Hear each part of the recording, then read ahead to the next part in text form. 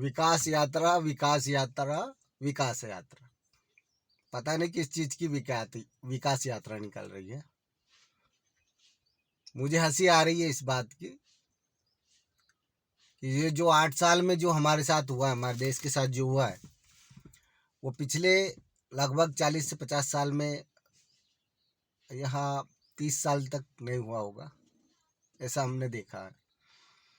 पहली बात, अभी अमला ब्लॉक के अंदर का बोरदई है, दीपा मांडई ग्राम पंचायत, वहाँ पे 3 महीने से राशन नहीं मिला है। ऐसी कई जगह घूम करके देखिए आप, जिनको राशन नहीं मिल रहा है, किसी को मनरेगा का पैसा नहीं मिला, अभी 1-1 साल हो गया। तो आप विकास यात्रा जो निकाल रहे हैं वो किस चीज की निकाल रहे हैं? क्या करके दिए हैं? सारा प्राइवेटाइजेशन कर दिए कि सब सब बेच दिए, हमने उसका विकास यात्रा करना। 6,000 वैकेंसी थी पुलिस वालों की, पता नहीं चली वो कहाँ चली गई। कोई वैकेंसी निकलने को तैयार नहीं है। सब तरफ रेताओं का देख लीजिए, रेता के ट्रक चल रहे हैं, पैसे बंधे हुए हैं, जुआ सट्टा भरमार चल रही है, दादागिरी गुंडागर्दी बहुत सारी चल रही है। पूरा ब्लॉक में यही हाल है, पूरा ब्लॉक ही गुंडागर्दी कर रहा है। अब मुझे ये नहीं समझ में आता है कि छोटे छोटे इनने ग्रुप बना लिए हैं संगठन के नाम पे। अब वो संगठन करता क्या है, इनका क्या योगदान है समाज के प्रति या देश के प्रति, मुझे ये नहीं समझ में आया आज तक। ये जो संगठन है, पार्टी, कोई भी पार्टी, एवरीथिंग, कोई भी पार्टी ये जो बनी है, जो फलाना अध्यक्ष है, वो महामंत्री है, वो ब्लॉक अध्यक्ष है, वो जो भी है, इनका समाज के प्रति क्या योगदान है, मैं ये जानना चाहता हूँ। मुझे आज तक समझ में नहीं आई, मुझे कोई समझाइए।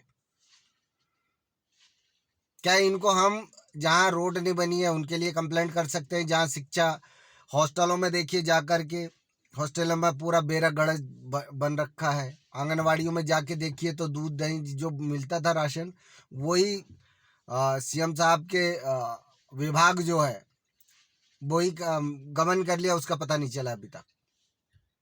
किसने खाया, कहाँ से खाया, क्या किया, वो आज तक की कोई कार्रवाई नहीं हुई।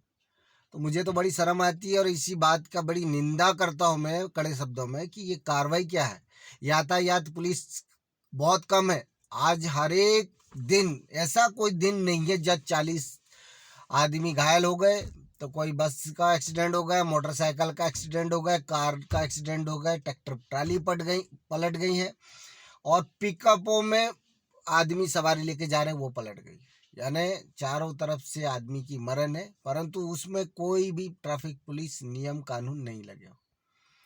तो बड़ी कठिन विडंबना है और बड़ी समस्या है इसमें कि कैसा चलेगा ये देश। और इसके लिए विकास यात्रा सबको लगा के रखे हैं, पता नहीं क्या करेंगे इसमें। तो आप लोग जो बोलते हैं ना कि भाई मेरी मर्जी, मैं किसी को भी वोट दूं, मैं 5,000 का सिलेंडर लूंगा पर एक पार्टी विशेष को ही वोट दूंगा, तो सुन लीजिए भाई साहब, ये वोट आपका नहीं है और ना ही किसी व्यक्ति विशेष का अधिकार है ये वोट।